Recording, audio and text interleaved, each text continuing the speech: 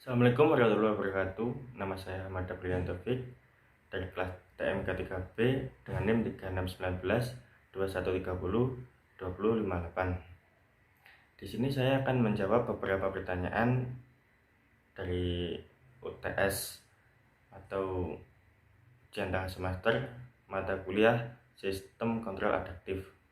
Untuk soal yang pertama yaitu jelaskan tentang microcontroller Arduino yang Anda ketahui.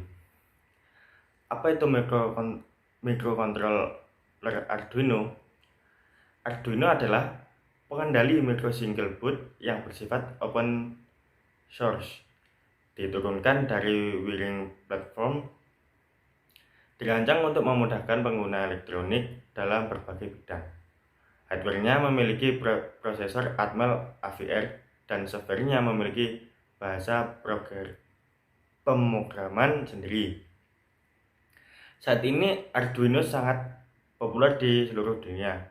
Banyak pemula yang belajar dari mengenal robotika dan elektronika lewat Arduino karena mudah dipelajari.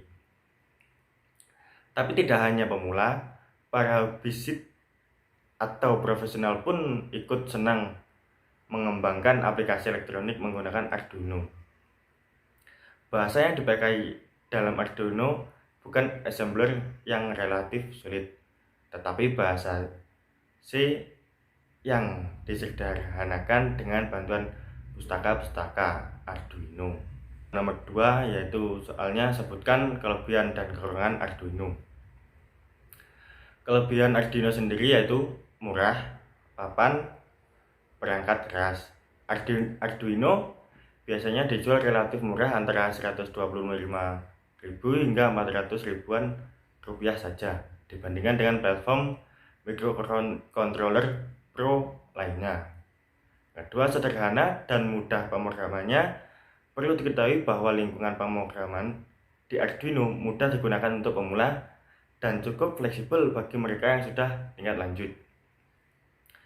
Yang ketiga, perangkat lunaknya open source. Perangkat lunak Arduino IDE dipublikasikan sebagai open source, tersedia bagi para pemrogram berpengalaman untuk pengembangan lebih lanjut. Dan kelebihan yang keempat, perangkat kerasnya open source. Perangkat keras Arduino berbasis microcontroller Atmega 8, Atmega 168, Atmega 328, dan Atmega 1280.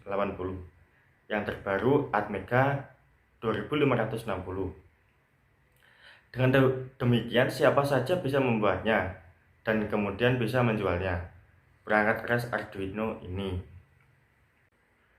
Dan itu tadi kelebihan dari Arduino tersendiri. Kekurangannya yaitu yang pertama, kode hex terbilang besar bila Anda membandingkannya dengan microcontroller Pro. Kedua, kesalahan fuse bit sering terjadi sewaktu memproses bootloader. Yang ketiga, program lama harus Anda modifikasi bila ingin mengubah atau menambahkan instruksi. Dan kekurangan yang terakhir yang yaitu keempat, ruang penyimpanan flash berkurang dipakai oleh bootloader. Itu tadi kelebihan dan kekurangan dari Arduino. Nomor 3 yaitu berdasarkan gambar di samping, sebutkan bagian-bagian dari board Arduino beserta fungsi-fungsinya. Yaitu yang pertama, USB socket atau power USB. USB socket atau power USB digunakan untuk memberikan catu daya ke papan Arduino menggunakan kabel USB dari komputer. Yang kedua yaitu power barrel jack. Papan Arduino dapat juga diberikan colokan catu daya secara langsung dari sumber daya AC dengan menghubungkan ke barrel jack yang tersedia. Yang ketiga, voltage regulator. Fungsi dari voltage regulator adalah untuk mengendalikan atau menurunkan tegangan yang diberikan kepada papan Arduino dan menstabilkan tegangan DC yang digunakan oleh prosesor dan elemen-elemen lain. Yang keempat, kristal osilator. Kristal osilator membantu Arduino dalam hal yang berhubungan dengan waktu. Yang kelima, i5-17 Arduino reset. Kita dapat mereset papan Arduino misalnya memulai program dari awal. Terdapat dua cara untuk mereset Arduino Uno. Pertama dengan menggunakan reset button 17 pada papan Arduino. Kedua dengan reset menambahkan reset eksternal ke pin Arduino yang berlabel reset 5. Yang keenam 3.3 6 supply 3.3 output volt. Yang ketujuh 5V 7 supply 5 output volt. Sebagian besar komponen yang digunakan papan Arduino bekerja dengan baik pada tegangan 3.3 volt dan 5 volt. Yang ke-8 GND 8 ground. Ada beberapa pin GND pada Arduino, salah satunya dapat digunakan untuk menghubungkan ground rangkaian. Yang ke-9 pin 9.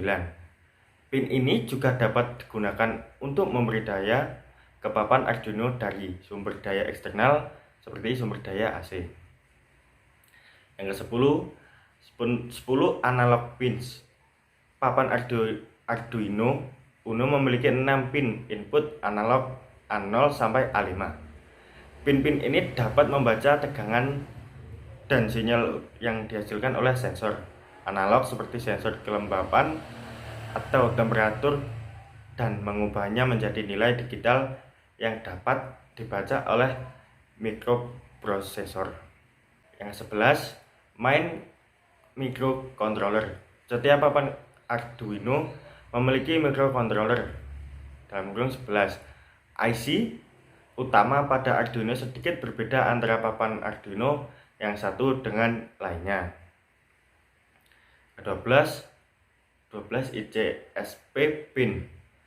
Kebanyakan ICSP 12 adalah AVR, suatu programming header kecil untuk Arduino yang berisi MOC, MISO, SCK, reset, VCC, dan GND. Hal ini yang sering dirujuk sebagai SPI, yang dapat dipertimbangkan sebagai expansion dari output. Yang ke-13 JK Power LED Indicator. LED ini harus menyala jika menghubungkan Arduino ke sumber daya. Jika LED tidak menyala, maka terdapat sesuatu yang salah dengan sambungannya. Yang ke-14 14TX dan RX LEDs. Pada papan Arduino kita akan menemui kabel TX atau transmit dan RX atau receive. TX dan RX muncul di dua tempat pada papan Arduino ini. Yang ke-15 digital I atau O. Papan Arduino Uno memiliki 14 pin I atau O digital. 6 pin output menyediakan PWM. Pin-pin ini dapat dikonfigurasikan sebagai pin digital input untuk membaca nilai logika atau sebagai pin digital output untuk mengendalikan modul-modul seperti LED, relay, dan lain-lain. Dan yang ke-16 yang terakhir AREF. AREF merupakan singkatan dari analog referensi. AREF kadang-kadang digunakan untuk mengatur tegangan referensi eksternal antara 0 dan 5 volt sebagai batas atas untuk pin input analog input. Nomor 4 yaitu jelaskan rancangan sistem kontrol otomatis pada kapal laut. Yaitu yang pertama perancangan sistem fleksibel ATS atau Automatic Transfer Switch. Pada instalasi listrik kapal berbasis microcontroller tidak dipungkiri bahwasanya kebutuhan listrik merupakan aspek penting tidak terkecuali di dalam kapal. Tentu biasanya sumber listrik kapal bersumber pada generator. Umumnya untuk mengatur sistem kelistrikan kapal pada bagian transfer switch. Biasanya dilakukan secara manual, namun kali ini dengan menggunakan Arduino IDE dapat digunakan sebagai pengontrol otomatis sistem kelistrikan kapal. Yang kedua yaitu sistem palka. Pada sistem ini setiap seksi tutup palka dihubungkan satu sama lain dengan engsel serta seksi tutup palka yang tepi dihubungkan dengan ambang palka atau geladak dengan engsel ditinjau dari mekanisme kerja sistem.